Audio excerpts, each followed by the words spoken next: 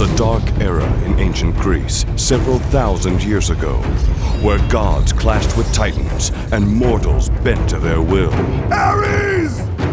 Destroy my enemies, and my life is yours. It was also a time when a ruthless and skilled Spartan captain rose to power by spreading terror and brutality throughout the villages of Athens. Burn this village! Burn it to the ground! With his lust for victory, and through a devilish pact with the god of war Ares, he found himself seeking vengeance against the very gods who have given him his unyielding power. Athena! You conspire against me? You will pay for this, Zeus. Be certain of that. Thus was born the story of Kratos, conceived not in the ancient chronicles of Greek mythology, but in 2004 in a revolutionary game development studio in California. With director David Jaffe at the helm, the team at Santa Monica Studios created what some have deemed one of the greatest games ever made. It's a great game to allow you just to pick up and unleash your dark side and just go nuts. Released in 2005, God of War sold millions of copies and garnered numerous awards and heaps of critical acclaim. A legend was spawned, whose story was carried across several epic sequels that have met similar sprawling success.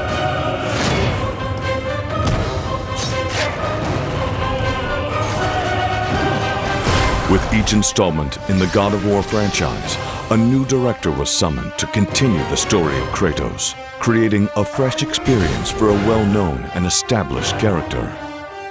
Join us as we meet the unique minds behind the legend and learn how each director developed their respective games and contributed to the mythology of God of War.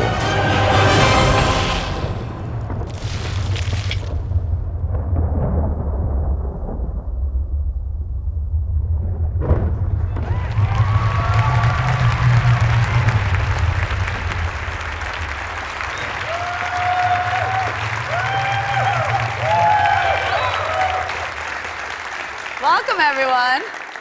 We have some Kratos fanboys here, I assume? Nice. God of War revolutionized the gaming industry with its epic storytelling, jaw-dropping action sequences, and a compelling cast of gods and goddesses, not to mention a quick and brutal lesson on Greek mythology. It is something I consider to be one of the most eye-catching and platform-defining franchises out there, and has set the standard for every action game that has tried to follow.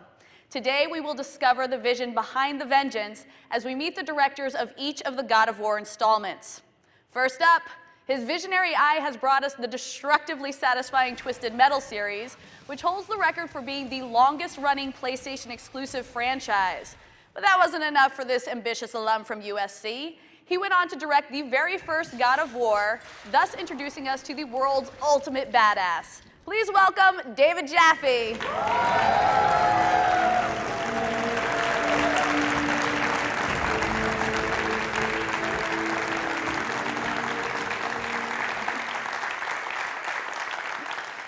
Next, as animation director of the first God of War, his talented team brought Kratos to life in groundbreaking graphical glory.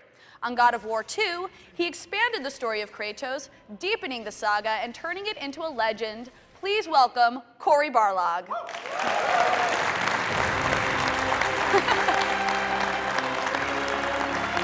You good there? I'm all right. Everything's good. With over 11 years of experience in the entertainment industry, our next director has co-founded Ready at Dawn Studios, which has given us amazing PSP classics such as Daxter and 2 God of War games. For the first time in 2008, God of War went mobile, and gamers were finally able to bring the epic story of Kratos wherever they went. Please welcome the director of God of War Chains of Olympus, Rue Virasoria.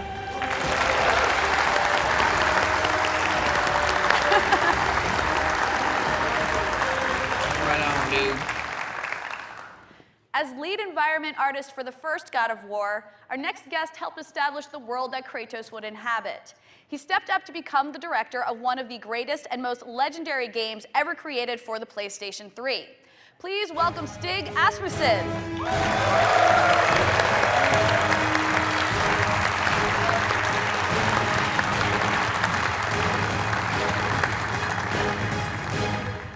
And finally, this director began his God of War career with Ready at Dawn Studios, where he was lead level designer for God of War Chains of Olympus. This year, he is tasked with leading the entire team and helming one of the most anticipated games for the PSP. Please welcome Dana Jan.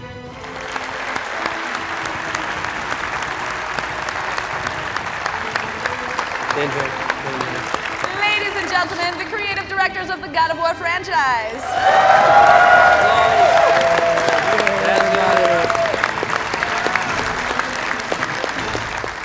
Okay, so guys, I have to ask, how are you feeling about this? I mean, this evening is all about you guys and these amazing games that you've created.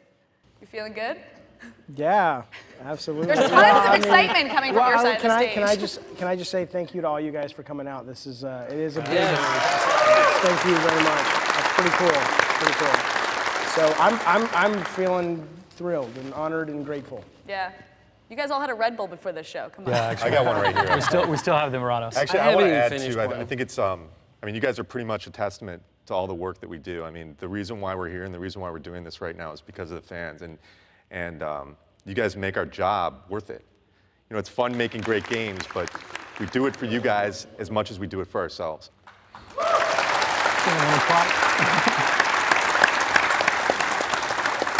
Okay, so we should probably break it down, brass tacks, at the beginning. What exactly does a game director do? This is an excellent question. We talked about this earlier, but I mean, from my perspective, I mean, a game director actually is kind of like, you know, a captain on a ship. They're basically there to make sure that everybody is doing the right thing and steering the thing in the right direction. And so, from my perspective, you're actually, you know, involved in a little bit of everything. But at the same time, I think that you had an interesting perspective on that too, and so did David, about actually doing nothing. Yeah, I mean, the way I look at it is like, maybe you do everything, but really you kind of do nothing. And I know Dave doesn't agree with that, but what I mean when I say that is like, when you become a director, you're not rolling up your sleeves and getting down and dirty like the rest of the team members do, and the sweat that they put in is actually propping your ideas. So I think a real general way you can look at it is the game director kind of is this guy that's got this vision, and very early on, he's got to be able to play the game, he or she has to be able to play the game from beginning to end in their head, very early on. Well, I mean, see see the game. And they have to illustrate. They have to be able to illustrate that to the rest of the team. You're right. I mean, everybody. I don't know your background, but I mean, you can animate, you can draw, Not anymore. I can. What? Not anymore. But I mean, so yeah. I mean, obviously, the guys who are also in the trenches, who then move into a director role, I imagine would have a different perspective on it. But my perspective, though, is it's when you talk about sort of the vision of the game, especially in the first God of War, when nobody, with the exception of a couple of us, had any idea what it was. Every single day, you are sort of having to deal with the fact that you've got a very talented, incredibly educated, brilliant team that's going, does this guy know what he's doing? And you have to figure out a way to convince them by hook or by crook that you actually do have a vision in your head. And so when you say, well, the director doesn't do anything, I'll tell you what, I mean, it is a great job, and I'm hopeful that Sony allows me to continue to do it for them as long as they appreciate what I can do. But it is a hard motherfucking job. And you guys managed, I don't know about you guys, but you two guys managed to do the job and still be really well liked on the team. You know. Well, I think you bring up something really interesting about that, though, is that idea of having, you know, the vision of the game in your head and having to actually command a team of people to trust that what you're telling them to do or not to do is the right thing, when whether or not they can see it. And you know, they may have their own idea of how something should go, but maybe it doesn't fit into this gigantic puzzle that you know ultimately how it should turn out. Or hopefully you do, and hopefully you take the right criticism and the right, you know, kind of But let's questions. be honest, a lot of the time we have no clue what we're talking about. I mean, there are a lot of leaps that you make in this job where you're like, all right, look, I kind of know what I want, but sometimes you're discovering as you go. Yeah, and the thing is that's the hard part. If you don't believe it yourself, or if you don't know it yourself yet, it's making people believe in the idea. That's, I think, one of the hardest things. Otherwise known as lying. Yeah, well, that too, but becoming the cheerleader, right? But even when the morale is down, you got to make people believe that this is the right thing to do. And that's one of the biggest jobs, actually, as a game director, is always making people believe that this is good, regardless of how bad things feel. I have to respond to that, though, because seriously, as you're right when you're talking about specifics. If it's like, shit, how do the Icarus wings work? I don't know. You know, but the nugget, the core heart and soul of that game, I do think you have to know it from the minute you walk in, and that's what you have to protect the whole process through. So how did you guys become game directors? Because I don't think until recently you could actually go to college to be a game director. What path led you to this career? There is no, and I guess, except for even for you as well. For me, it was just that Corey quit. Thing. Yeah, I quit, so he quit, so I got it. So really, all you got to do is find somebody to quit. Well, quit. You were saying you started in animation and you guys started in drawing. Is that is that eventually what led to it? No, there was no direct path on that. Me doing animation and me ending up in directing was really, I guess the only reason I got it because everybody who was good turned it down. No. Corey and I had a lot of discussions about the storytelling in Max Payne 2. And we were very much about how do we tell stories via interactivity and not through cutscenes. And the minute we started having those conversations, it was like, okay, he gets it. And so it wasn't that everybody else turned us down. It was just But it was. It wasn't. It was the fact that those conversations kind of happened after everybody turned us down. If they would have happened earlier, you know. All right. I think sometimes you just fall into it. I actually wasn't expecting to direct. It just so happened that the person who was leading the project right there didn't fit in the mix.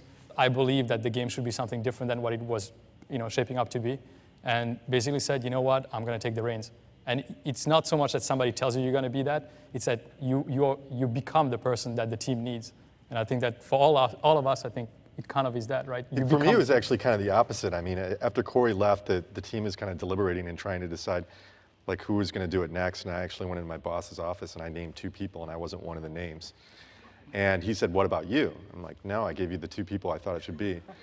And then he brought me back about a week later, and he's like, "You're going to have to do it."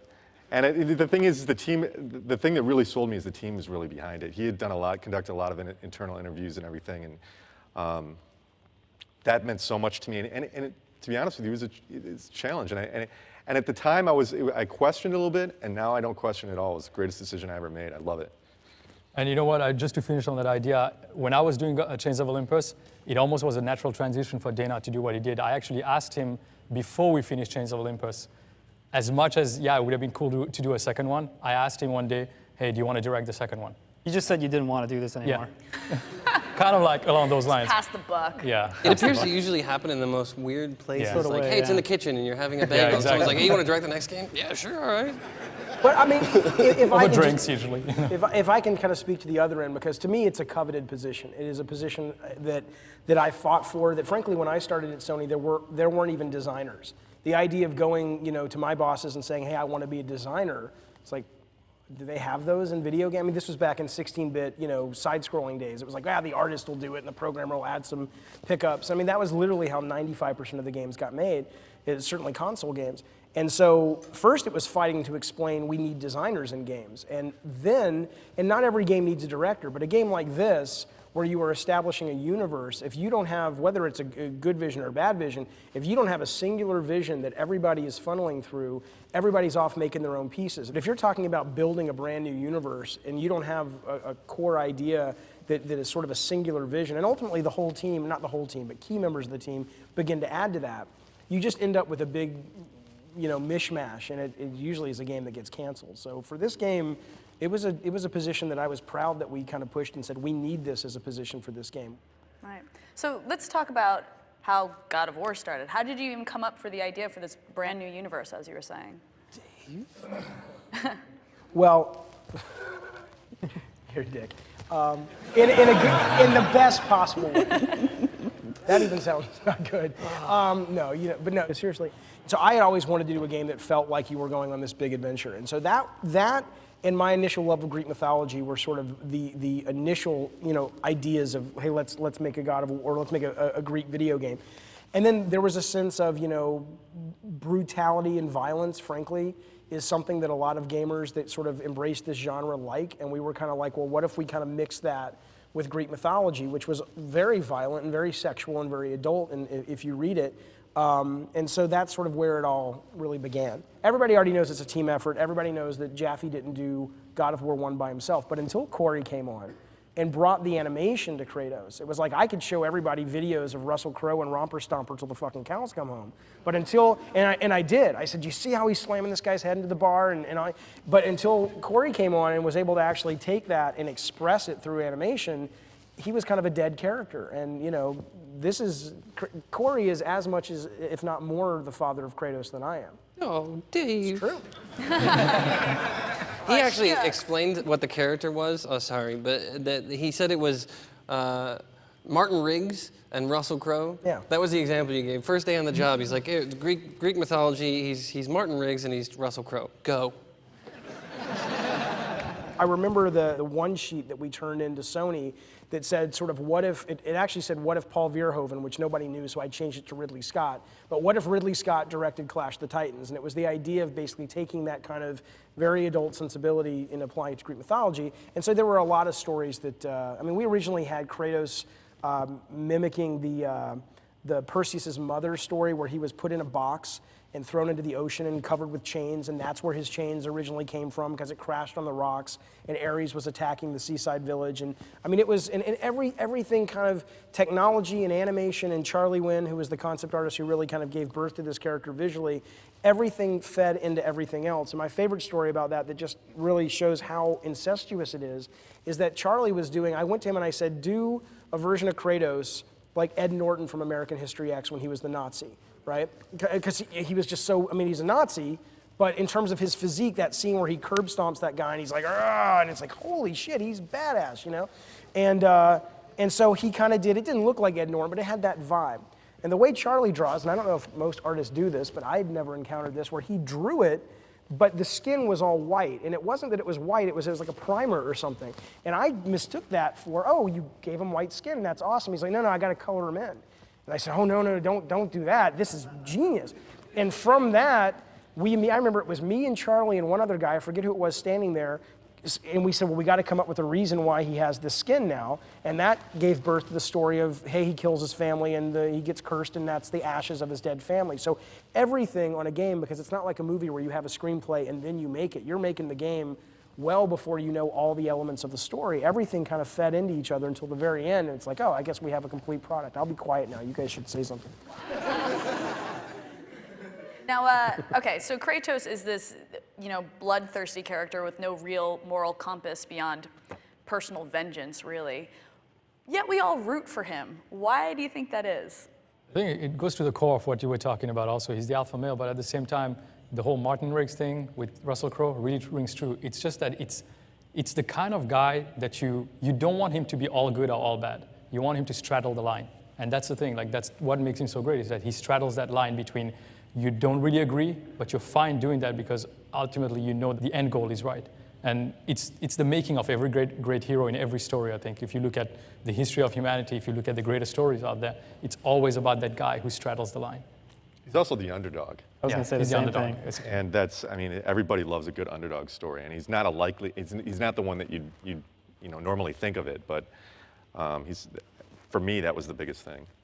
Well, he's an underdog, but he's like the ultimate underdog. Right. I mean, he's this human, you know, going up against gods and creatures of mythic proportions. So it's like it's the underdog times like 100. It's the underdog that you believe could take down a Titan. But to me, like personally, like I relate to him, and it's not about the moral stuff. It's about like what Dave was talking about like really early, was that, you know, if you could do, if something frustrates you or you're angry about something, you need to, you know, conquer something. If you can do it in a fashion that's just epic and over the top, like Kratos can, you know, like who wouldn't be, you know, compelled to play a game about a character who like has these same challenges and faults and flaws as everybody else has, but when he wants to do something about it, it's, you know, ripping the heads off a Hydra or something like that. You know, like that's awesome. So. And it's interesting about Kratos is that while he may be maybe not an anti-hero, but you know, fairly myopic in his view of having vengeance, he kind of inadvertently changes the world around him for the better in almost every situation. Sure, he may have a huge body count and a bunch of blood following him, but I mean, you know, he's bringing down a fairly corrupt system of gods. In the end, he actually gives mankind free will. So I think his actions, while, you know, from a different perspective on his own, desires actually help the world, which I don't know if everybody sees it that way, but. With the success of the first God of War, what was the reasoning behind getting a different director for every installment? Did you just become too expensive? I wish. Wow. I mean, I left Sony because, for me, it was a sense of, I was looking at what these games were making, and I was just like, and I was seeing friends selling companies and making a lot of money, and I don't know if I'll ever have the ability to do that, but it was me kind of going, you know what? I want to strike out and kind of try to make great games and make a crap ton of money. And that's just honest. I was just like, you know what, there's a lot of money in this industry. Maybe I'll never get any of it, but it would be kind of cool if I could. And so that was why I left, and you stepped in. Yeah, I think it was a little bit of the same. For me, I liked going into work with the people I liked going into work with. So seeing a lot of those people leave, and Eric Williams was a guy I'd worked with for like the last 15 years. He was the main combat guy on God of War 1 and God of War 2. He was striking out to be a consultant, and Shannon had left as well. Phil Harrison, and that was a really big blow to me. I'm just kidding about that. So I kind of realized, like, you know what, staring down the barrel of a long 3-year crunch on that game with not some of the people, excluding some of the people I really enjoyed working with, kind of, it didn't appeal to me anymore. And other opportunities, getting to work with George Miller, I was pretty much not going to pass that up. So it wasn't any sort of indicator of like, hey, you know what, we got to have a different director. It was a good spin. It's a great spin to say, hey, we have a different director. That was the whole process from the beginning, is we wanted somebody different. But the reality is maybe our own egos got in the way. So we all wanted to move on and do bigger, better things, calling all cars. Yeah, I mean, for me, passing. Nice job there. But as far as moving on, I think it's not so much that I didn't like doing what I did or anything like that, but we started the company, me and a couple of other friends, and at the time that God of War was finishing, I think the company as a whole needed me more than the game did, and I was juggling business with making a game, which is always a bad idea because you'd end up by arguing with yourself constantly, because creative ideas don't necessarily make good business ideas. And when I talked to Dan, it was mainly that. It was just, you know what, at least for the time being, I need my focus on strengthening the company. And I couldn't do both and be sane. But you know what, that said, we have 5 directors, 5 games. I think that's the reason why the games work that well. I was just going to ask, why do you think having so many different directors is beneficial to the franchise? We all have our different takes. We might not agree with everything that we would do, in each of the games. But that was the beauty of it, right? It's like the franchise wouldn't be what it is if not for the fact that we all brought a little bit of ourselves into the game we're making. So then let me ask you this. As the franchise has progressed, how have each of you changed the character of Kratos? How do you think his arc has grown over the games? I'd actually say his arc it kind of goes all over the place, I think. He has that consistent desire, I think, that was sort of instated in the first game of, I want to die. I did this horrible thing and I'll never forgive myself for it. And it sort of returns a little bit to that. But I mean, I think maybe it's a little bit to our detriment, perhaps. We haven't evolved his arc to change him as a person. I mean, he still kind of just shouts at the gods and says Ares and Athena a lot, which is great. He's an ornery character, but there are layers beneath that I think we could have explored. I know for myself, I felt like there was a lot of balls I dropped. That didn't sound right, did it? No, he didn't. I dropped the ball several times from a story perspective on that game, because I tried maybe to go a little bit wider. I wanted to really have Kratos' impact be felt throughout all of the world, throughout all of that Grecian world. So maybe a little bit too much of the overreaching aspect and not personalizing his story. That's, I think, is an exciting aspect about Ghost of Sparta, is that it really gets down to Kratos' heart, more of a personal story, rather than maybe the overreaching grand epic that I was trying to go for. I think that is really a really good point. Like when we started working on that story. That I screwed up? That no, was a good point? not that you're dropping Thank balls. Thank you for that. I drop balls. Yeah, keep those balls up. Right. But no. Okay. That when we first started talking about balls. I can't say anything worse than you've already said. No, but that when we first started talking story on Ghost of Sparta, I mean, it's this huge story with this huge arc that, you know, one of the decisions made early on was to focus on a smaller aspect of it, right? It's like, we kind of know the big picture, but let's hone in on a part of his backstory that'll connect this game to the other ones, and let's really tell it in fairly great detail so that you can get, you know, you can get a lot out of it, and you kind of feel like, oh wow, we didn't just kind of gloss over that. That was kind of an important thing, and it really does tell me a little bit about why he's so pissed off. And you know, so I think that was actually a cool choice. Maybe you dropped some balls, but I think you picked them up. Thank you. We're going back to that? Yeah, we're going back. We're done with that though. Right. We get the reason behind the rage. So what did each of you learn from Kratos along his journey? I can tell you exactly. I mean, God of War is about a guy who, God of War 1, is about a guy who puts everything aside for his ambition for work. And he loses his wife, and he loses his kid. And, you know, that's all I need to say about that, so. I don't even want to follow up with anything now. I don't mean to be sad. I mean, you couldn't have waited till last to say it's about putting your work ahead of your spirit. I mean, that's what you know, that's what it was about for me. So I guess killing people solves problems is not really going to go over so well. No. You're the one who went grander and bigger. It totally can be. Right, yeah. No, I did learn something from Kratos, actually. Tell me. What you want, you should just take it. It seems really basic and really simple, but quite honestly, Kratos gets everything he wants, save for the fact that he doesn't get those horrible memories of killing his family out of his head, which was a great little whoop, pull the football away. But I really do believe, like, there is a lot to be learned from that of, you know what, if you want something, be damned the consequences. Be damned this sort of pessimistic thinking that you could talk yourself out of it, and just do it. Because if you don't do it, you won't do it. Now it's time for deep thoughts. It's very true, though. No, it's very true. And Dana, we haven't seen your game yet, but Yeah, well, soon enough. yeah. But no, I mean, I think from a character standpoint, I think super insightful what Dave just said about the whole idea of Kratos basically forsaking the things that really matter in his life for his job. It's like war, making these games. These games are really, really hard. So who you have in the trenches with you really matters. And you know, it's a really strong group of individuals that work together as a team to make these games. But we're all sacrificing stuff. We're all making choices every day, you know, to make these games as epic as they are, so you guys will enjoy them. But there's a cost to all of them. So like, remember when you get your $5 off at GameStop for the used copy. I'm kidding. The God of War series saw Kratos traversing worlds not often seen in video games. Let's take a look at his epic journey.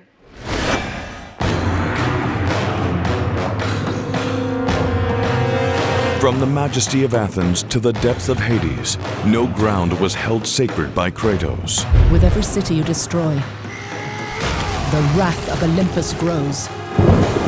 Beginning with a furious battle in the Aegean Sea, God of War takes the gamer on a journey across historical locales and mythological spaces, each with its own unique character and threats to the former Spartan captain. There is safe passage through the deadly sands, but only those who hear and follow the siren's song will discover it. Level design is a lot about coming up with the puzzles and the layout and the pacing of an area, and coming up with the themes and how they integrate with the story. Amidst the diversity of environments, they all have one thing in common: a grand scale with larger-than-life set pieces waiting for Kratos to conquer.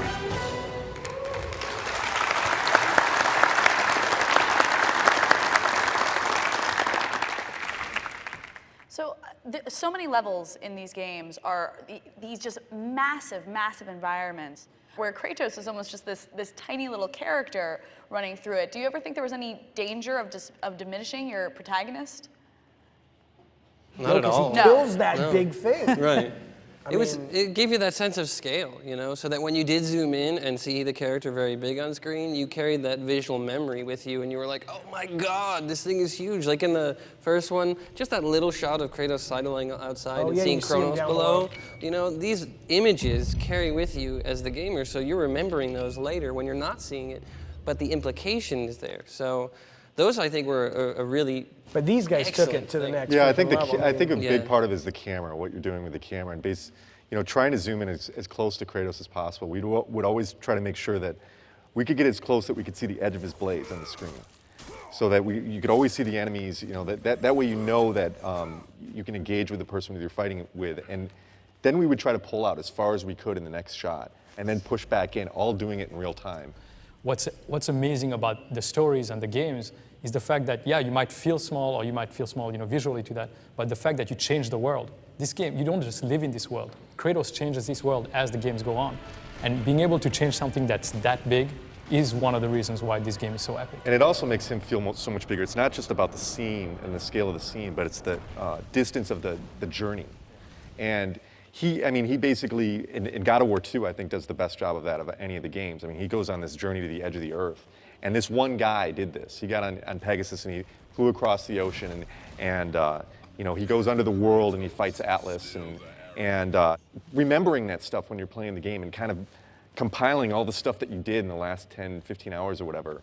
It's like, holy shit, this guy is bigger than everything. Again, it's not really just about the size of what you're fighting. It's the repercussions that it has. When you finish that certain portion of a game or level or boss, it's what happens after that. One of the cool things about God of War 2 is just purely walking across those horses, and when you have the feeling that you're just walking in the environment, it's one thing. But then when you drag everything out in the sea, suddenly you realize it's not about the size, it's the repercussions of what you're going to do to that.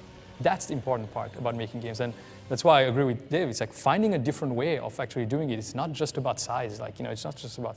Size doesn't matter? Yeah, well, that came out also wrong. I agree, the concept of the size and the spectacle is really good, but you make a valid point about the whole connection to spectacle. Just having spectacle for spectacle's sake is kind of retarded. It's just so that you can have something on the back of the box. But the idea of connecting spectacle meaningfully into the gameplay, into the player's experience, so that it doesn't just feel like, I built a big level because I can build a big level. Aren't I awesome? These games actually allow me to get inside of them and be part of that experience. So. Was there any challenge in keeping the epicness of these environments, consistent through the games, but putting them on the PSP?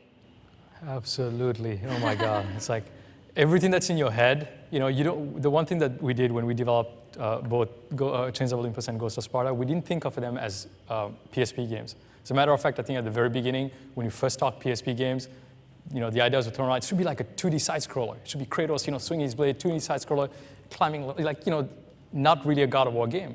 And we had to push and we had to go, you know what? No, we need to replicate everything about God of War on this platform. It's all good when you say that to somebody and you go we're gonna do it.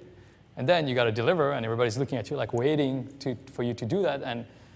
And yes, in your head, in concept art, in just creating the worlds, it all works. As soon as you gotta get it in there, it's literally it's like shoving this big thing in this little hole and you're just going I can't do it, and every single time, I know. Sorry. I saw that. Because you should have a button like Dr. Evil, and anybody who makes a fucking cock reference, boop. And so, you know what?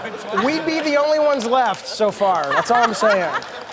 You're making up for it, Jaffe. What's that? I said you're making up for it. Yeah, no. So much class. All right, Olivia. All right. Oh, snap. I think there were a lot of things we didn't even consider early on that actually made a big difference. Was God of War, until the time we'd done Chains of Olympus, already existed on a 4:3 aspect ratio on a regular TV. So there was a lot of vertical real estate we didn't have on the PSP. I mean, it's a 16:9 display. And so having a character who has aerial combat, he's constantly jumping off the screen, So we kind of picked a camera distance that felt fairly safe so you could see him, you could see the action. And we're like, okay, let's kind of leave that alone and see if we can get everything to work. And it does. And then we followed the playbook essentially of, these epic, big grand scale shots. We put them in there. And I think with all those things, they kind of work together and it still feels like God of War. And then when we went to make Ghost of Sparta, we're like, okay, let's try to be even more cinematic about it. Let's keep the camera out and let's let him get kind of small. And playing off of these things that you were talking about in the character design, he's got this ashen skin. He pops on screen. He's got these chains that glow and he's whipping around. They're way bigger than he's ever going to be. So if you show him really close up, even on the PSP, and he fills most of the screen, and then you pull out because a giant monster just came out of the ocean, and he gets really tiny, it's okay because so long as he's still readable and he lights, it's going to work and it's going to still feel epic. And I think even on the handheld, people are just going to be surprised that it still works. Yeah, you just got to hope that your PSP doesn't blow up or something like that. Seriously. All right, so Dana, let's talk a little bit about Ghost of Sparta because we actually get to delve into the lost city of Atlantis in this, which is something we all know, and yet we know nothing about it. So what kind of research went into developing this? I mean, we kind of looked into some of the ways that people had thought, you know, Atlantis had sunk. We were like, where could it possibly be? We looked at locations. We actually looked at some of the work that had been done previously for God of War on Atlantis. Like, apparently Atlantis was a place that was slated to be in, what is it, one or two games? Two games now. No, in God of War 2. Oh, just in God of War 2? Okay, in God of War 2 even. And there was some fantastic concept art that was done for that game, and we're like, oh, you know, they had already some ideas. So we looked into all that, we kind of factored that in, and then we started having a little bit of fun with it, as God of War, you know, seems to do with everything. We were like, well, you know, if there's a city of Atlantis, what better way for it to disappear than, you know, having your main character be responsible for the end of it. Nice.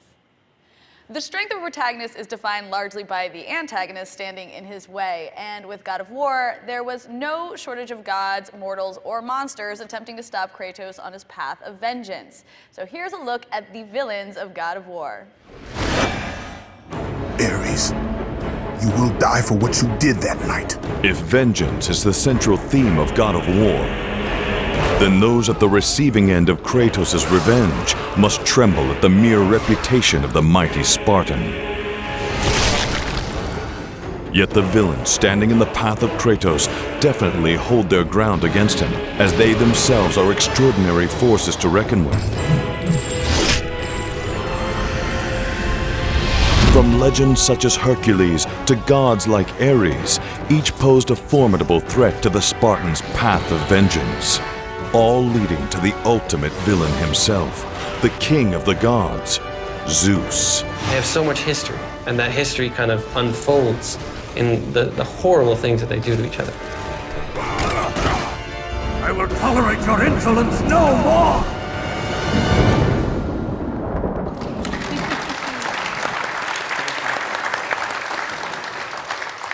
Okay, so Dana, with the vast number of possible enemies within Greek mythology, how did you narrow down your choices and differentiate your enemies from the previous titles? I'm gonna let everybody in on a little secret. I've seen this drawing that David did, and I don't know if he knows that anybody else has even seen this thing, of the cast of God of War monsters. It's like a napkin drawing. It's like on the board. Like, it has a Gorgon on it, Cyclops, and that's it. That's all the characters you need. It's this bestiary of animals drawn on a napkin. No, I mean, there's a lot of good creatures out there. There's a lot of good characters in mythology. So it's that notion again of what do people expect out of mythology. So we obviously pick those A characters that maybe people have already seen already in the previous games, but we kind of put a new spin on them. We try to redesign them, not just because we want to be clever, but because we feel like if they don't offer something new each time you play these games, then you're just going to get bored of them. So we went back and we actually looked at our entire cast of characters that we used for Chains of Olympus. And I think even though we may have only brought over like 5 characters from the last game, we redid them all. And then obviously we added all new characters to the cast as well, which we're not going to divulge all of them. But you know, everything is fresh. We try to look at it and go, how can we make this guy better? All right, Stig, I want you to answer this question last. So the other 4 of you, why do you think Kratos kills himself? That's a good question. I mean, to me, it's like at the end of 3, when Athena is demanding back her power, you know, it's obviously like he's basically deciding that he's done being manipulated. Like what Corey was saying, you know, it's like everybody's been just taking him on this ride and they're all lying to him and nobody's made his situation any better. And so I think he realizes at the end that if he can't save himself, that maybe he's just going to do a solid for humanity. So he's going to deny her that ability and by effect allowing mankind to basically, you know, take it up for themselves. And so I think it's this cool kind of, I'll sacrifice myself for the greater good. Well, I don't know. One of the things that I think rings true in the series and in all games is that at one point or the other, I think Kratos knows himself, even though, you know, Athena tells him and all that stuff, it almost seems like he knows that he'll never forgive himself. He won't. From the moment that that moment happens, you know, with killing his family, killing his daughter, it's something he can never get back. He seeks it. He wants redemption. He wants forgiveness. Actually, he wants to forget more than he wants, you know, forgiveness. And at one point or the other, I mean, we've explored it in our stories on a more personal level. He can't. It's just that he's doomed. He is, forever doomed. And I think, like, you know, what you see actually in him killing himself is really the fact that he can't forgive himself. He'll never will. Korea, David, do you have anything to add? You go first. Well, I mean, there's the smarmy answer. The smarmy answer is death in God of War is pretty cheap. He's already been dead a couple of times and crawled his way back out. So at this point, it's kind of like just taking a flight, somewhere. But from a story standpoint, I mean, God of War, the entire God of War story opens with him trying to kill himself. He clearly doesn't really care about dying, and once he's done what he came to do, which was get his revenge, maybe there's a sense of now I can finally go be with my wife and kid who are dead, and so maybe it was to be with them. I mean, I think the ending of 3, was intentionally ambiguous. I mean, correct? I mean, I can't say I entirely understood the intent behind it. I got on Facebook immediately. It was like Pappy, who is the lead designer on 3. I'm like, what is this? Not in a bad way, but like explain to me what I'm, So I mean, it was a good ambiguousness, but for me, I kind of took it like he wanted to be with his wife and kid. He did what he came to do. And if Athena ends up kind of not getting what she wants and mankind gets what they want or what they ultimately have in the process, great. But he's basically done. I think Kratos is kind of an accidentally altruistic character. I don't think that he has ever an intent. He never has intent to be altruistic. He never has intent to help mankind. So it was a little bit of a struggle for me to see that he's doing something to help mankind, making a conscious decision. It feels very awkward for him as a character. As far as why he killed himself, honestly, you kind of said it. Like, death means nothing in this world. You crawl out of Hades, and there's a whole life that goes on after you die. So you kind of get caught in this little loop of like, okay, he killed himself, but then he's going to still have to live with the fact that he killed his wife and child, just in another location, and he won't really be able to do anything except there's better crawl therapy out. down there. Yeah. So honestly, I was a little confused by that, but I think maybe it is, like David said, it's an intentionally ambiguous concept at the end. I would say he did it for ratings. Isn't that true of anything in Hollywood? Yeah. All right, so Stig, give us our answer. Did he? He did it for ratings. He did it for ratings? Yeah. Good job. Yes, I got it right. You know what? Everybody was pretty much right. Corey's right. Kratos didn't do it for mankind. That was kind of a byproduct of him getting what he really wanted. And all he ever wanted was to die and be back with his family, hopefully. I mean, who knows where they are right now? But everything has changed, and maybe that's the only thing that he's got left. I mean, he's a pretty selfish guy, and I don't know if he really wants to be with his family for any good reasons other than to kind of say that he righted the wrong that he did to himself. So. And to them. Right, exactly. But I mean, I don't even know if it really mattered to him what happened to them as much as what he did to himself by killing them. He's a very selfish guy. Well, and I think that's one of the reasons, and again, I'll take 10% of the credit, but I'll give you 90% of the credit of the hug in God of War 1, which to me is one of the very few instances in video games, certainly mainstream video games, where I go, okay, you know what?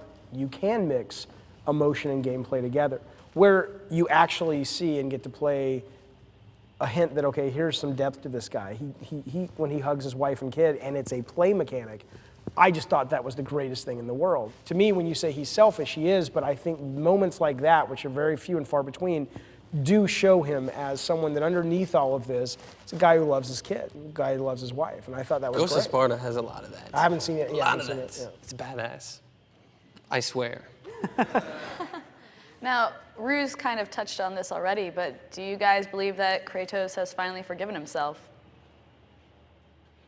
No. No. I don't think he ever could.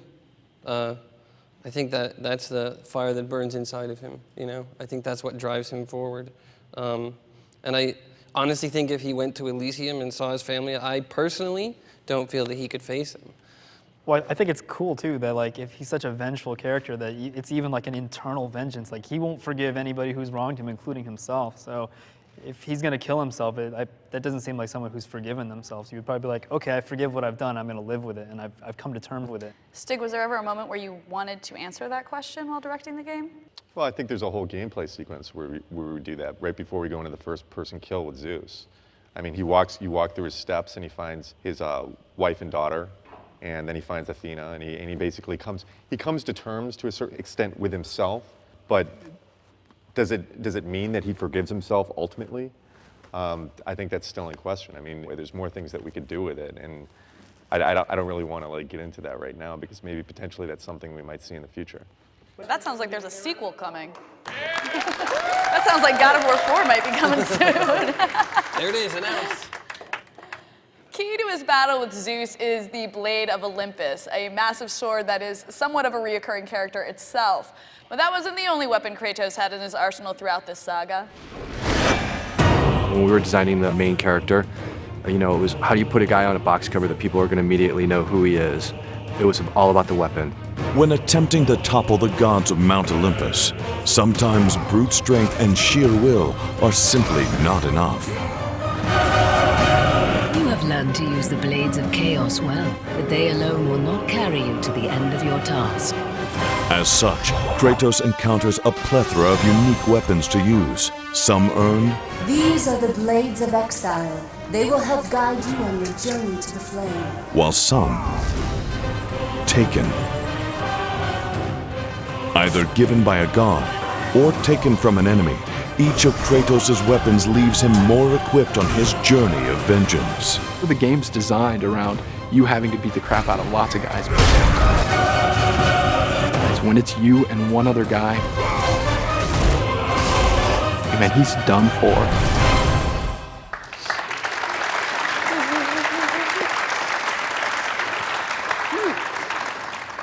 All right, guys, what is the coolest weapon that Kratos has used? Wow, that's tough. The blades. The blades of chaos, yeah. I mean, that's definitely probably the right answer, obviously. I like the bow.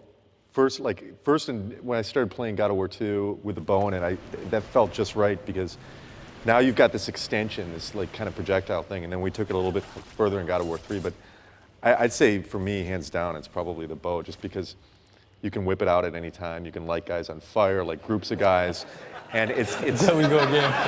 There we go. Beep. See, I didn't even But know that time. I think it allows a nice kind of wild card to be thrown into the battle, and yeah, it's sweet. There was a moment, I think, I had taken a trip over to Santa Monica, and you guys were not done with God of War 3 yet, but you were showing me like a little test level, and you guys had like the Blade of Olympus all decked out there, and I was like, oh my God, the Blade of Olympus is so badass. Like, obviously, I think the blades first and foremost are the best weapon in the game. But that thing, it's cool because it looks like it belongs to somebody important. I think that was one of the things that I always thought was really clever about God of War, was that a weapon is a weapon, but at the same time, like, it should also be a character too. When I look at the Blade of Olympus and it has like all those people on it, and it's got that crazy big blood groove and it glows blue, I look at that thing and I go, that's just like, it inspires me to want to chop people up with it. Okay. In a good way. He's a little disturbed. There's like two categories for that too. There's the sort of iconic aspect of Kratos' blades. They're like the fedora and the whip for indie. They're very, Kratos is not Kratos without the blades. So I think the weapons are fantastic. As far as the gameplay usage, I actually really liked Army of Hades and Chronos Rage. I think those ones were awesome. The Fire and Forget, you could just rock a bunch of enemies with that. Those were just absolutely fun to use. But they're kind of, they blend in the background with the sort of large collection of magics and weapons that you use. So I think the blades sort of always win, hands down. Well, I think the Medusa head was the very first image I ever had of God of War. The idea of a guy going around with this and sort of using it as a weapon. I still love that, and I love the move you guys did in 3, which was kind of like the Spartan flanks, kind of everybody kind of, huddling up, and then I love that move. So. The shields? Yeah. That's awesome. So, Dana, what new weapons can we expect in Ghosts of Sparta? Wow, it's a good segue into that, I guess. I guess touching on kind of what you were asking just a second ago, one of the weapons that we've kind of already put out there that people have been, seeing, and you played with, I guess, at E3 probably as well, is the Arms of Sparta, which is a spear and shield combination. And that actually comes from just, classic, visuals that we see Spartan warriors, wielding. We took a different approach with the secondary weapon in Chains of Olympus because we just wanted to do something different and actually really change up the play style. I think the same is true with this weapon, the spear and shield combination we have in Ghost of Sparta, because I think we realized it's not a good idea to try to outdo the blades. The blades are just awesome. Everybody loves them. They play great. You can do cool stuff with them. They're always going to be good. The thing to do is to maybe go, what else could Kratos use that's also useful, that doesn't compete with that maybe complements it or allows you to play in a different way? So we started looking at defense, and it's like this thing where it's like, it's not really fun maybe for the average gamer to play defensively, right? Like, I don't want to be sitting there, hunkering down, just blocking all day. I want to be out there mashing buttons and killing guys and just wrecking fools. So we took defense and turned it into kind of an offense. Like, so he's got this shield, and you can do offensive things with it. You can move while you're blocking. You can gain ground on guys. You can just bash the crap out of them. You can launch them in the air with it. So we took things that we know and we love that work on the blades, and we said, how can we use those mechanics and infuse them into this weapon with new moves and kind of take a different take on it. So I think people are going to find that while there's another layer of complexity to the Spear and Shield and Arms of Sparta, that they offer like the chance to kind of play a different way with Kratos that I think a lot of people will find there's a lot of depth to and a lot of reward in it. Well, it also feels very Kratos-y to turn defense into offense. I mean, he's not a man who's going to stand there and block. He's a guy who's just going to he's not going to wait for he's not going to wait for things to happen. He's going to make them happen, even if it is being kind of covered up. Right.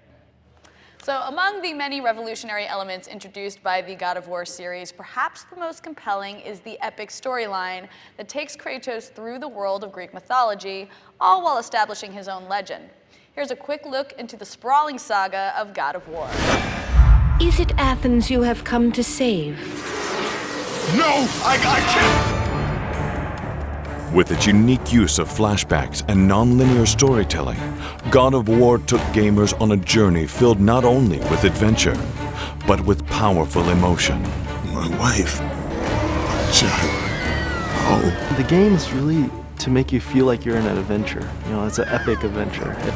It's to really make you forget that it's just a game. I was trying to make you a great warrior. You succeeded. Not to be outdone, God of War 2 expanded on the legend even further, taking us through the massive world of ancient Greece and integrating Kratos' own quest with the stories of famous mythological characters. Do you not know who I am? Have you not heard of Icarus? So it's a sort of an interesting tying together of all these different elements and really bringing together the actual mythology of all of these gods being completely insecure because of the kind of cyclical nature of overthrowing each other. And like many epics before it, deeper stories can be gathered from the main plotline, such as the tales for Chains of Olympus and Ghost of Sparta. The two PSP games shed light and expand on a period of Kratos' life not seen in the trilogy. Zeus! Your son has returned. I bring the destruction of Olympus! And God of War 3 provides an epic conclusion to a legend that has woven itself to mythic proportions. My vengeance ends now. All of this wrapped up with an intricate theme of vengeance and redemption. The power of forgiveness comes from within.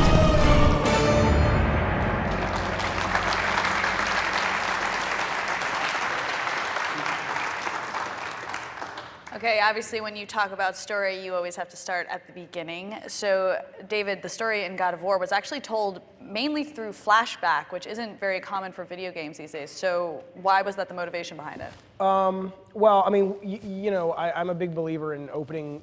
See, I was going to say opening with a bang, but I am not going to get the fucking button. So, but I'm a big believer in that. I mean, like if you look at Indiana Jones, if you look at James Bond, the idea of opening with a suicide, was really compelling. But then obviously the question becomes, well, who is this guy and why? And so we immediately need to travel back in time a little bit to learn that. So that was the initial reason that we said, okay, let's tell things out of order because we need to open. I don't want to open with a tutorial. I don't want to open with learning the character and learn. You just want to get in and play, And so that was that reason. But the other reason was, a lot of times when you play video games, it may take you a day or a week or a month or longer to finish it, just depending on the length of the game and what's going on in your life. And so you tend to forget a lot of the details. And so it was important that the core through line was very simple. It was Raiders of the Lost Ark in Greek mythology. Go get the box. The Ark was Pandora's box. And even if you had, spent 6 months away from God of War because another game came out or you got busy with other things, that was a pretty simple thing to kind of hang your brain on of, I know what this is about. So I didn't want to complicate that through line for that very reason. You know, and then the question was that if that's all you do, you end up with a story that is flat. There's nowhere to go with it. And so the idea behind the flashbacks were that we could still travel that very simple core story, but for people who wanted more, we had these flashbacks that allowed players to learn more and get more of his story. And if you played it all within a weekend or something where you could kind of actually take the whole thing in, ideally it would have been a satisfying experience, and clearly for a lot of people it was. But that's the reason we chose the flashbacks. So, Stig, you had the honor of actually ending the story, ending the trilogy, but if the rest of you had your way, how would it have ended? I've read some interesting stories on Wikipedia, so I'm actually really interested. Well, I mean, look, you know, Corey and I mean, I can't speak to where his head is today, but we had a story mapped out that I desperately pleaded with Stig. I remember sitting on the floor of my house in San Diego, you know, pitching you, where we had that phone call. And, you know, and again, as I've said, and I'll say it again here, I think God of War 3 is definitely one of the best games that's come out this year, and I thought it was just an absolute blast. So you guys, I mean, this is no, obviously you're always going to have your own way of what you would have done, and I abdicated that seat a long time ago, and so I have no issues at all. I thought they did a brilliant job, but we had worked out a different story and a different ending that I still think would have been cool. And I've talked about it in the press before, and you know, so it's not like a secret or anything. Can you elaborate a little here? No, he's talked about it in the press before. You know, the high level was, and jump in on the stuff I've forgotten, but the high level was basically you kill Zeus in the first couple of minutes of God of War 3. There's a vacuum in there's a vacuum on Earth because the Greek mythology religion is in shambles. The other religions and gods rush in, Norse mythology, Egyptian mythology, to kind of take over that place now that Zeus is no longer a power. And it really becomes sort of a mashup of Greek and Egyptian and Norse mythology, where Kratos kind of gets to journey to all these other locations. And, you know, it kind of sounds like a toy, but you'd have like Egyptian Kratos and Norse Kratos, and he kills Thor and takes the hammer. And I always love the idea that the reason we have the Sphinx in Egypt is he has used the Medusa head to freeze this creature out in the desert, which ultimately ends up being what the Sphinx is. But ultimately, he ends up getting all the gods to fight amongst themselves, thus ignoring man on Earth. And the way Kratos realizes that you kill gods with finality is that you get people to stop believing in them. So as the gods have ignored man, man begins to turn away from the gods, and that's how Kratos kills all of the gods. And now with all of the gods dead, he uses the blades of chaos. We were going to use the 6-axis, and you were slitting your wrist, and that's how he dies. And the last scene is like sawing a log. The last scene would have basically been two things. There was two epilogues. One was the controllable wise men going towards the North Star, indicating that even with all that Kratos has done, man always needs something to believe in, something to aspire to, and it was the beginning of the rise of the new gods that we have today, and a lot of people would say are also on their way out. And then there was a second epilogue. Controversial.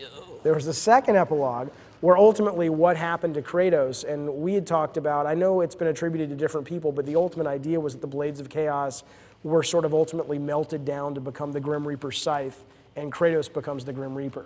And that was the ultimate way, correct, that we had planned on ending the whole God of War. That was the way you planned on ending it. Come on, it was in God of War 2 No, we had talks. What I was setting up in 2 was this idea that Athena had died and was the first person in the pantheon of gods to actually have a selfless act, to die from a selfless act. So she had kind of ascended to this higher level. And then at first she's somewhat altruistic and being like, hey, wow, okay, I did pretty good. But then she starts to realize, wait a minute, I can actually affect the rest of the world. I don't want anybody else to get up here. I want to, and this is where I was kind of moving towards the monotheism Passover, was the idea of the one true God. She wanted to become the one true God. So she uses Kratos as like this earthly vessel to enact her plan. Whether she admitted it in the 3rd game or if it would continue on past that, it always kind of, for me, felt like everyone's betraying him, and she's the one coming with this cloak of friendship. And even throughout the entire game, she always maintains that friendship, that idea that, look, I sacrificed for you. I prevented you from killing Zeus, but I did it for a bigger reason. You know, there was a greater cause to ensure that Olympus stayed strong. Otherwise, you wouldn't want what was going to come after that. And then she realizes what could come after that would be her in control, her in power. So instead of like Dogma, where Alanis Morissette is God, it would be like, you know, Athena would be God. But what was great about that, though, was the weapons. It was like Kratos had the 10 Commandments, and he was like, "Thou shalt not kill." It was awesome. Awesome. That'd be awesome. Were Dana, any ideas? Or even Stig, did you have any other endings that you were toying with? Well, there's another longer ending than what we did. I mean, there's another place that we could take it and that I really wanted to do. It's something that unfortunately I thought of it too late. Like it really came to me too late, and it was one of those deals that there's no way we could have gotten it done on time. But it kind of sets the groundwork of where I kind of see the game going potentially in the future. God of War 4, people. God of War 4. While these 5 visionaries have differing views on the ultimate fate of Kratos, they can certainly agree on one thing. The God of War franchise has left an indelible mark not only on gaming history, but also among a whole culture of fans. Let's take a look at the lasting impact of this legendary franchise. My lord, Kratos! Another city is ready to fall! Soon all shall know the glory of Sparta! While God of War may have simply intended to become an action-adventure game, it has clearly struck the imaginations and psyches of millions of fans. It was excellent. It was, you know, disgusting and exciting all at the same time. Spawning a brand legacy that rivals the biggest names in pop culture. I said I think this game needs to be a defining game for this generation, and I truly believe it will be. It is no longer just a series of games. It is a phenomenon. This is one of the best things I've ever seen. This pretty much blew everything completely out of the water. Setting the bar for games to come, it has spawned various merchandise tie-ins, demands for a feature film version, a best-selling CD, and a rabid fan base. So, as Kratos was seeking vengeance at the summit of Mount Olympus, the God of War franchise found glory at the top of gaming history.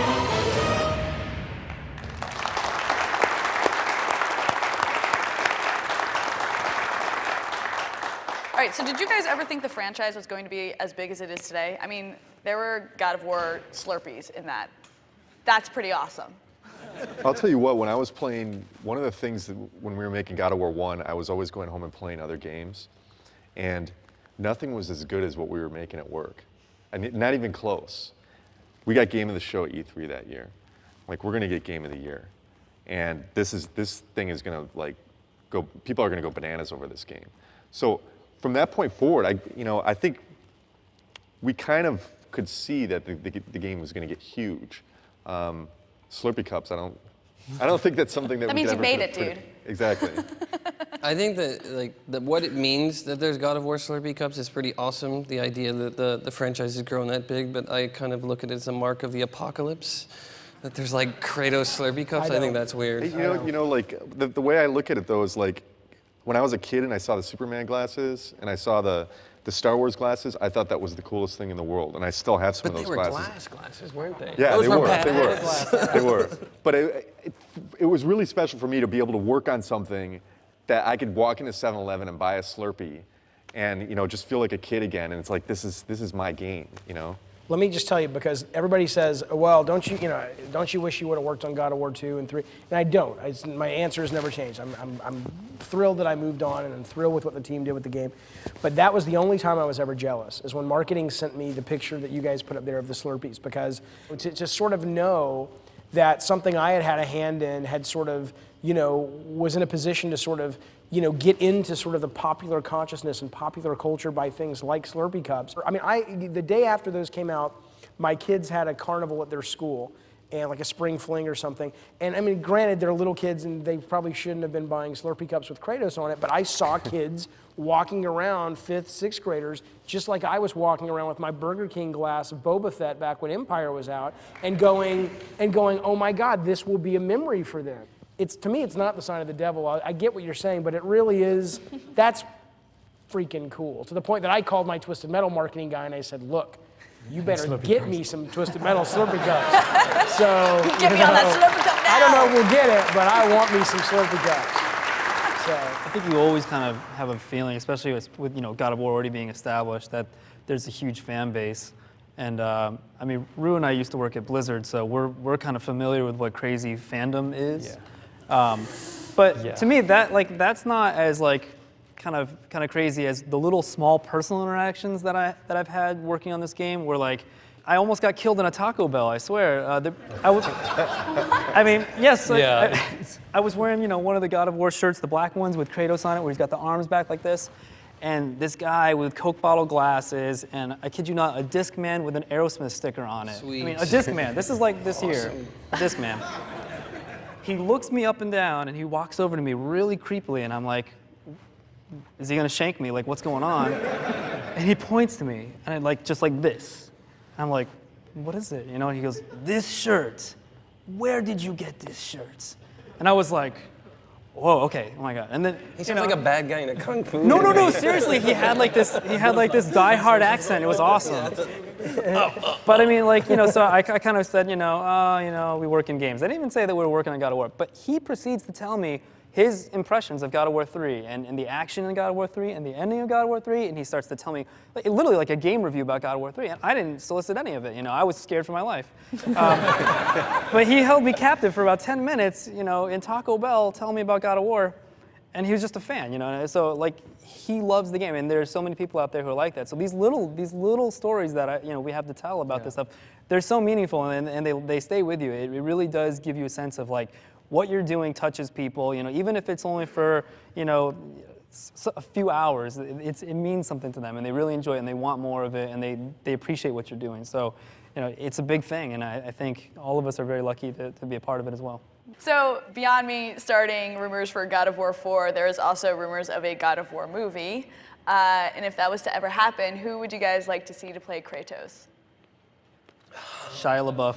Oh, man. He's in every movie now. He's so good. He's so good. I think some names have been thrown out actually before from Vin Diesel to her, but for me at least, just character-wise and somebody that comes closer to who Kratos is Jaimin Hansu.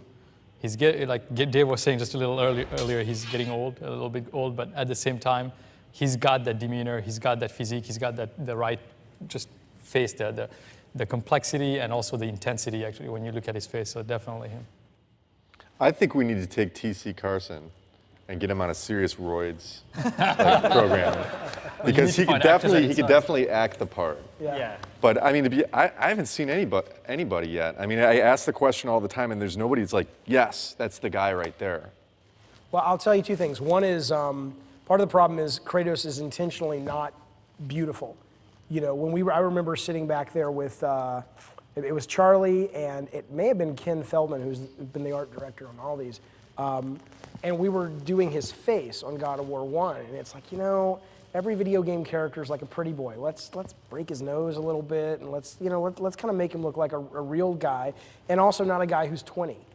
So to kind of find an actor who fits it. Now they exist, but they're not usually who the first people say when they think of it. But I will tell you, and I don't. There was an agent. Who I spoke with a few weeks ago, and she called me and she says, they just told me who's signed on to play Kratos. And first off, I was kind of like going, I didn't think we're still making a movie. I haven't heard anything about it for a long time. But so she, she's connected, and she says, and I won't tell you who it is, but she said, it's this guy. And I said, okay, that's all right. I mean, it's not, you don't hear it and go, that's perfect. But you're like, that's pretty freaking good, I will tell you the script went out about a year and a half ago to Daniel Craig, who plays Bond, and I thought that was pretty darn good, but he turned it down. But this new person's pretty good if that actually ends up being true. So how could you not tell us? I'll give you a hint. Let me give you a hint. A sequel to a movie that he starred in but hasn't appeared in any of the sequels just came out and bombed a few weeks ago. That's all I'll tell you. Just came out where? A few weeks ago. He starred in the original, hasn't been in any of the sequels. The last sequel just came out and crashed and burned. So that's your hint. I can't tell you who it is, but that's, But you'll probably figure it out from that one. Well, look at the movies that bombed. Someone Google this right now and let me know. Yeah. It's a little unconventional, but what about Ben Affleck? All right, so do you guys have any advice for an aspiring game director? Pursue a job other than game directing and luck yourself into it. That's how we all got into it. Get good at communicating verbally and through the written word with people.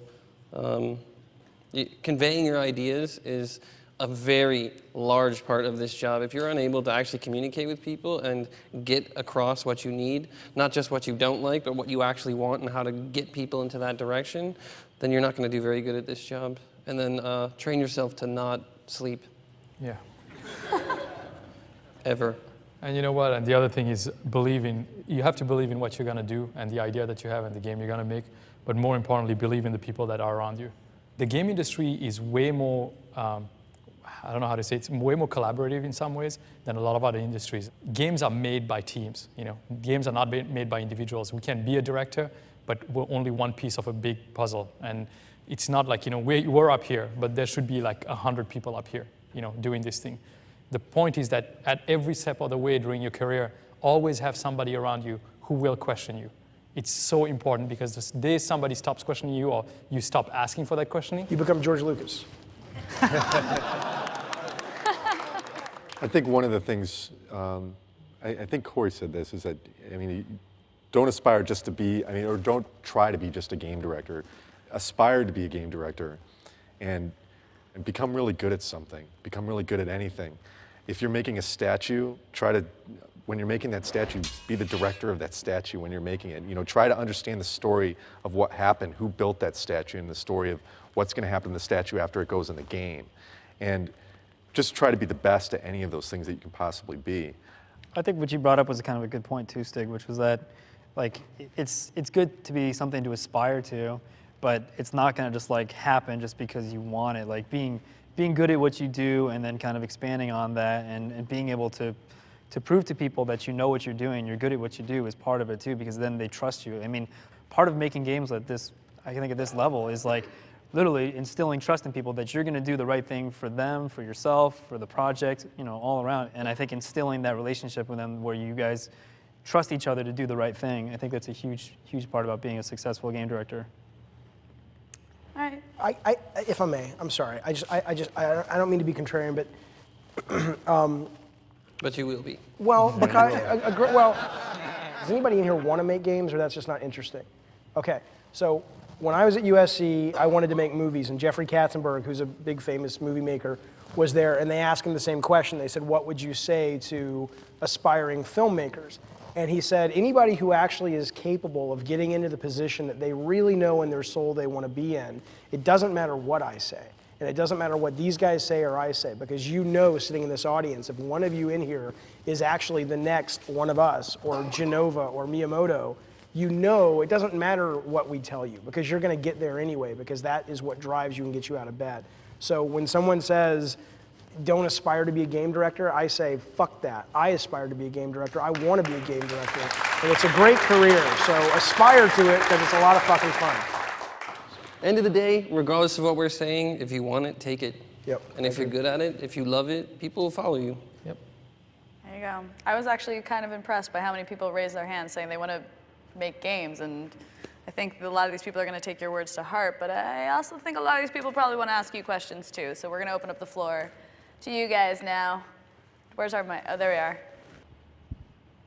Hey guys, thanks for coming out here. It's kind of a two-part question.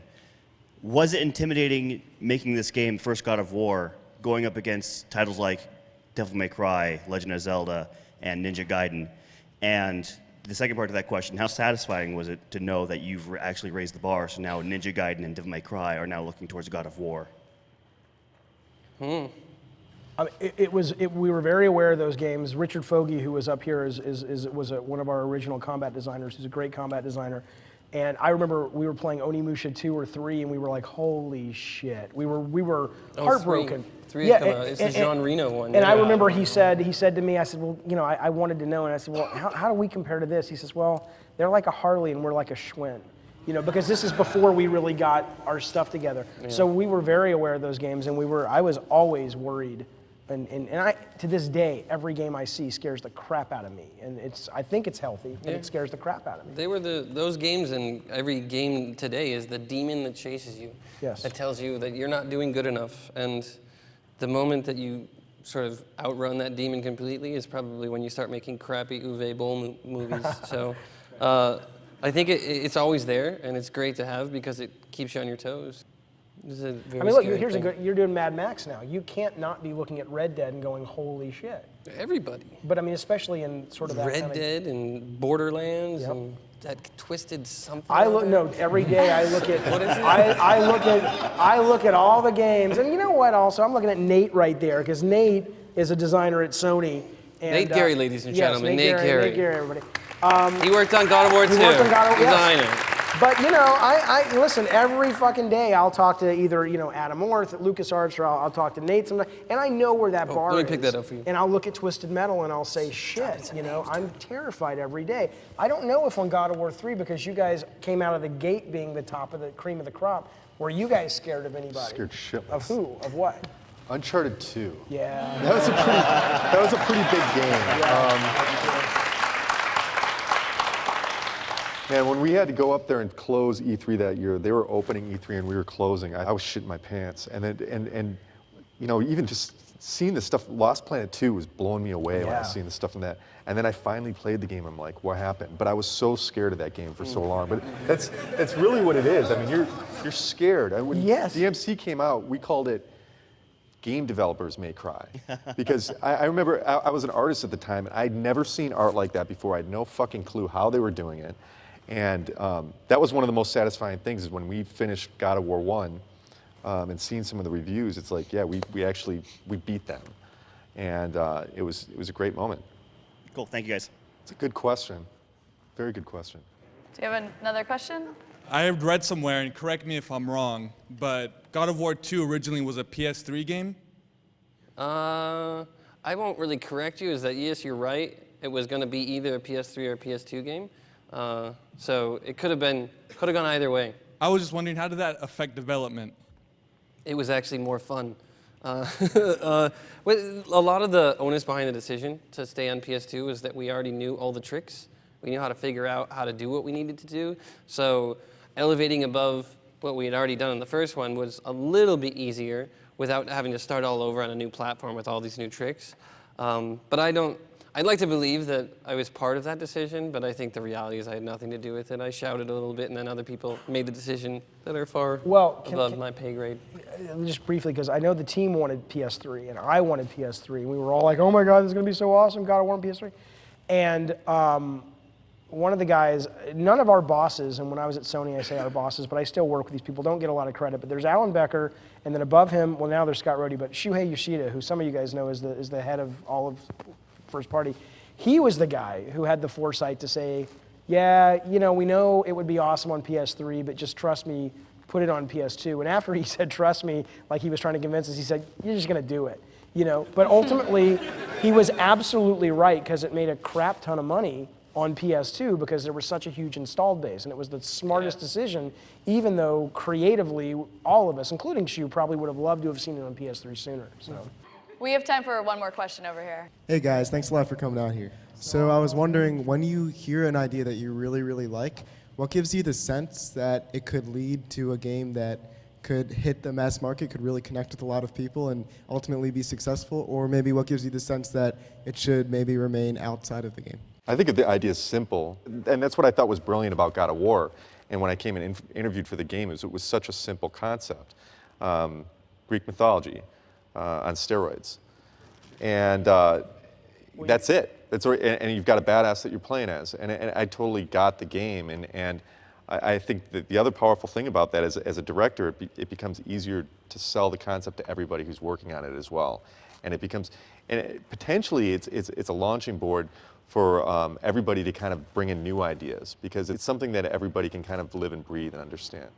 I don't know if there's any sort of recipe or checklist to answer that. For me, it's more just like gut feeling. Taking a gut feeling, as Dave says, that you kind of go, all right, well, I really feel this. And honestly, your gut is wrong sometimes. That's the thing. You could be like, man, that's going to be so badass. Rygar, man, it'll be awesome. But then it doesn't turn out to be awesome, and you feel kind of silly. Or calling all cars. Right, calling all cars. So yeah, the tough thing is, I think in this industry as well as all other industries, it's more like you have to pave your own way. You have to define who you are and how you express yourself inside of that. So trusting yourself rather than looking outside to try and validate whether or not what you have is right, and then kind of forging forward. That doesn't mean that you don't course correct based on information of people around you, but if you have a fire about something, if you're excited about it, if you believe in it, then follow it 100%. And be like Kratos, go get it. Yeah.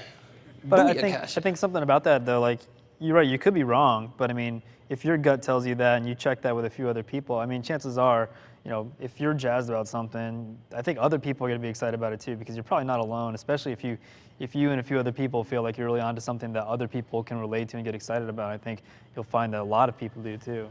But you have to be excited and you have to protect it, because there will be a million things between the day you have the idea and the day it's sitting on the shelf that will try to sabotage it and change it. And every fucking game you'll have at least 2 or 3 people on the team who think you're wrong, and they're gonna come up and they're gonna fix it. And they're gonna change your idea, and you gotta fight that, and you gotta fight marketing. I don't mean it's like these people are on your team, you wanna get behind them, but every day there's something, and though you've gotta believe in it, because it's gonna get popular one day and unpopular the next, and you've gotta be its champion. So. Thanks a lot, guys. Thank you. Thanks. I'm sorry to say that is the end of our show.